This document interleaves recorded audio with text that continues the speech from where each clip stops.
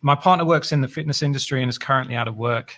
He's been a great mentor and friend to others by checking in on their mental health, but I feel like his mental well-being is being affected. He's quite anxious and stressed, but won't admit it. What can I do to help or support him? That would be, I mean, Katie, great one for you to help. Yeah, great question. Look, I think the challenge for all of us with every journey, but specifically for our journey with our mental health, is there is a divine timing to it. You know, you have to get to a place in your struggle that you want change.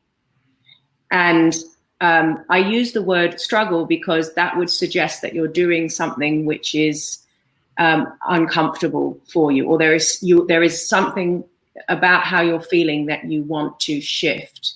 And so you can certainly invite the discussion with him and ask him questions about how he is. But if he is not at that place where he is wanting to convert, or maybe have that conversation with you, you know, maybe he has his own thoughts around how he might want to do that. So my advice would be that, you know, it's not your journey to hold, it's his journey to hold. And it's really important that you have your boundaries around that and that you allow him to have his, that you remind him that you're here, you're present, that you love him, and you absolutely could be part of that team when he feels that the time is right. And then also to make space for normal day-to-day life so that you're not hounding the conversation constantly if it's not being met. And you might actually find that in that place where you seemingly think you are just kind of relaxing or making dinner or chatting or just relating in a more normalized way, that's where the space that he may feel more comfortable to open up. I feel like you just described me. So in all honesty, like I do quite a bit of work at the moment around, and not being an expert, but being passionate about it. Obviously the mental health space, particularly in our industry, but and I'm, you know, very open about talking to others. But when it comes to my partner potentially talking to me about it, I can shut down very, very quickly. And I feel like it's almost because it becomes a thing, and it's like, oh, we have to talk about the thing now. And it's always at a time when I don't want to talk about the thing now. But I think like what you were saying towards the end there, just almost like finding, sometimes there's cracks that you can almost go, oh, there might be a way in there. And it doesn't have to mean that that's the time where you go, right, let's talk about your mental health.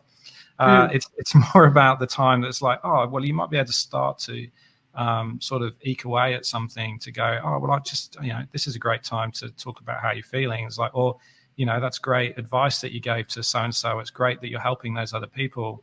Is that taking its toll on you? Because I see my mental health sometimes as I'm better at it when I work at it as a project, almost, rather than actually something that's me. It's like if I can get outside of myself and treat it like a project, I find it much easier. And everyone is different, of course. But I think, that was a great way of explaining it, and very, very hard to do for people that don't want to talk, but you do got to keep trying, not nagging. I would say. Yeah, I can relate to being the person who wants to help or fix people, and that's that puts a lot of pressure on the other person, you know. And I think learning to just show up in a loving way, and not necessarily even discuss or bring up the subject of mental health, but just actions, I guess, being supportive and being loving can be of more value than trying to help, because the help can sometimes add extra pressure to a person who's already putting themselves under huge amounts of pressure.